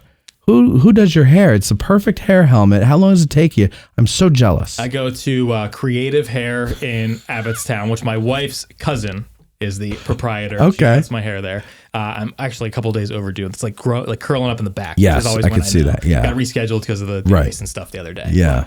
But, I like, people don't believe me when I say that I don't really do anything to it. I put a tiny bit of Dove men's it's like the little can of I think it's hair wax or something like that. Okay, yeah. I put a tiny bit of that because it keeps it in place in the front. But do that, comb it, and that's it. But I have a couple, I'm starting to get a couple little grays in the beard, and then a couple along the front here. But you just pluck them? I don't. I've left them. Yeah. Good. The main one is right here. There's a long one that when I trim my beard, before that I can see it grow out. But no, I appreciate it. I know. I remember when I was going bald, I used to say I'd rather go gray because it's distinguishing. And now that I'm going gray, I'm like, no, I'll take the bald. I don't know.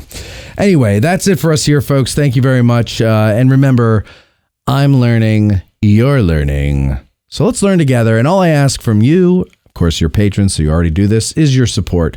And I will do all the heavy lifting and get the guests on with the help of Dave and Court and Mike and do the shows for you. But we need your support. So thank you for your continued support if you're a patron. And if you're not and you're watching this for free, go ahead and become a patron over at patreon.com/addressinggettysburg. And for the free people, happy Gettysburg anniversary. All right. Talk to you next time. Thanks. All right. Thank you. Cool. Thanks, everybody.